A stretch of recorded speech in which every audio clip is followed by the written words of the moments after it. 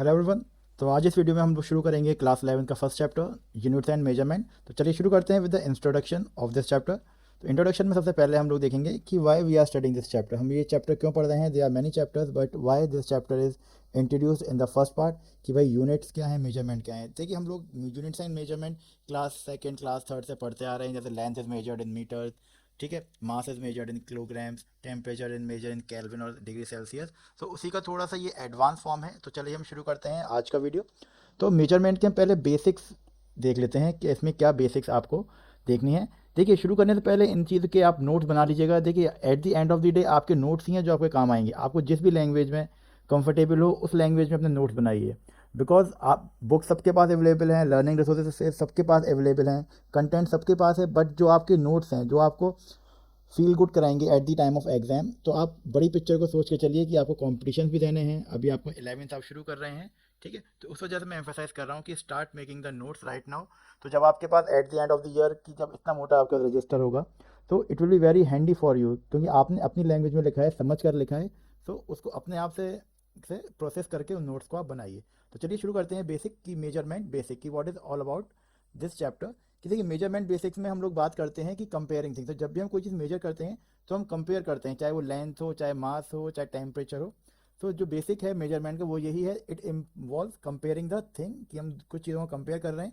And we use standard college unit for this comparison. देखिए पहले के ज़माने में ये होता था कि हर देश की, इनफैक्ट कि हर डिस्ट्रिक्ट में भी आप एक डिस्ट्रिक्ट से दूसरी डिस्ट्रिक्ट में जाएंगे तो वहाँ पे आपका यूनिट चेंज हो जाता था। वहाँ पे फॉर एग्जांपल वो कह रहे हैं कि भाई मुझे अगर एरिया के टर्म से बात करें, अगर आपको लैंड परचेज करनी है तो वहाँ पे, अब यहाँ पे जैसे कहीं गज होता है तो वहाँ पे गज के अंदर भी बहुत बड़े डिमार्केशन होते हैं कि एक गज कितना क्या है। तो उसकी क्या एक ये है कि हमको एक स्टैंडर्ड चाहिए था। Okay, we use a standard, we call it as a unit. तो उससे हम, ताकि हम कंपेयर कर सकें। ओके, तो for this entire word to function right, तो we need a common unit, तो ताकि वो यूनिट हर जगह सेम रहे। ये है इसका फर्स्ट। सेकंड, रेफरेंस स्टैंडर्ड, यानी हम कोई चीज़ मेजर करेंगे तो हमको एक रेफरेंस चाहिए कि भाई 1 मीटर इतना बड़ा होता है, ओके, 1 kg का वेट इतना होता है, तो वी नीड सम रेफरेंस। तो उसको रेफरेंस को हम देखेंगे, the unit is internationally accepted standard. और वो जो यूनिट होगा वो इंटरनेशनली स्टैंडर्ड मतलब एक्सेप्ट होना चाहिए। ये नहीं कि मैंने अपने घर में बैठ के बना लिया तो उससे काम नहीं चलेगा। Okay, it's choose in arbitrarily also. Next, expressing the measurement. हम लोग ने पढ़ा है कि जब भी हम कोई चीज़ मेजर करते हैं, जो एक्सप्रेस करते हैं इनफैक्ट, तो उसके साथ हमें एक नंबर लिखते हैं और उसकी यूनिट लिखते हैं। तो दो चीज़ आ गई यहाँ पे, हम उसके साथ नंबर लिखते हैं प्लस उसका यूनिट लिखते हैं। For example, the height of this person is 165 centimetre, यानी उस आदमी की हाइट जो है 165। अगर मैं खाली 165 लिख दूं तो ये कोई सेंस नहीं बनेगा। The height is 165। तो 165 क्या है, किस यूनिट में है। तो हम जब एक्सप्रेस करते हैं तो एक नंबर होता है प्लस उसके साथ आपका इन्वॉल्व होता है, plus it involve the unit also. For example, the height of this person is centimetre. Okay, अब पिक्चर पूरी क्लियर हो गई, द हाइट इज 165 सेंटीमीटर। तो इस पॉइंट को आप लिख सकते हैं। तो result are shown in as a number with a unit. तो एज अ नंबर होने चाहिए और उस नंबर के साथ क्या होना चाहिए, आपका एक यूनिट अटैच होना चाहिए। This is how we express the measurement of a physical quantity. यहाँ तक बात समझ में आ गई। तो कोई भी हम फिजिकल क्वांटिटी को अब एक्सप्रेस करेंगे तो उसमें हमको दो चीज़ चाहिए, we need a number, we need a number plus the unit, तब जाके पिक्चर कंप्लीट होगी।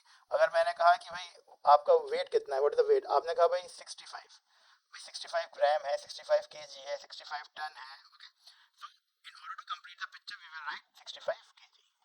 तो that's the meaning of this. चलिए आगे जल्दी से आगे बढ़ते हैं। तो नेक्स्ट इज फंडामेंटल और बेस यूनिट। देखिए कोई भी आपको मेजर करने के लिए you need a base unit, यानी बहुत बेसिक यूनिट होती है जो हम लोग पढ़ते चले जा रहे हैं। उसको हम बोलते हैं फंडामेंटल और बेस यूनिट। ये यूनिट किसी से मिलकर नहीं बनी होती है, इंडिपेंडेंट होती हैं, ज़्यादा इनसे और चीज़ें बनती हैं। फॉर एग्जाम्पल, एटम इज, हम लोग ये पढ़ते हैं कि atom is a fundamental unit और द बेस यूनिट, यानी हर चीज़ एटम से मिलकर बनी है, एटम से छोटा पार्ट है। या फिर मैं कह दूं कि घर घर का सबसे छोटा यूनिट मैं मान लेता हूँ ब्रिक, तो इट्स अ फंडामेंटल यूनिट। हमें घर बनाने के लिए ब्रिक चाहिए। यदि फंडामेंटल क्वांटिटीज होती हैं उनको किसी की ज़रूरत नहीं होती, उनसे और यूनिट्स हम लोग डेवलप करेंगे। ओके, तो units of fundamental quantities are called base units. यहाँ तक समझ आ गई बात। These are the basic units we start with. तो इसी से हम लोग स्टार्ट करेंगे। क्लास 2 से आप लोग पढ़ते आ रहे हैं, फंडामेंटल कुछ पढ़ी हैं, बाकी की यहाँ पर पढ़ लेंगे। ओके, सो कितनी होती हैं, तो लिमिटेड यूनिट होती है, ये नहीं कि हर चीज़। फॉर एग्जांपल अभी आप पढ़ेंगे, you will be learning many formulas, बहुत सारी यूनिट्स आप क्लास 11th में पढ़ेंगे। तो अगर मैं सबका एक एक यूनिट सबकी अलग अलग दे दूँ तो it will be very difficult for me to learn all the unit. Okay, तो हमने क्या किया भाई, बेसिक यूनिट बना ली, उसी से हम लोग क्या करते हैं, उसी को मिला जुला के हम लोग नई नई चीज़ें, उससे फॉर्मूला उसी से उसी के बिहाफ पर बिल्ड करेंगे। ओके, तो बेसिक यूनिट से हम और ड्राइव्ड यूनिट बनाएंगे। तो ये although they are many physical quantities बहुत होती हैं, एनर्जी हो गई, पावर हो गया। ओके, तो लेकिन we use limited number of unit, but हम बेसिक यूनिट हमारे पास कम ही रहती हैं। ओके, यूनिट्स आर कनेक्टेड और रिलेटेड टू ईच अदर, और यूनिट को भी हम देखेंगे कि यूनिट एक दूसरे से कनेक्ट भी रहती हैं, किस तरह रहती हैं वो भी हम आगे चैप्टर में देख लेंगे।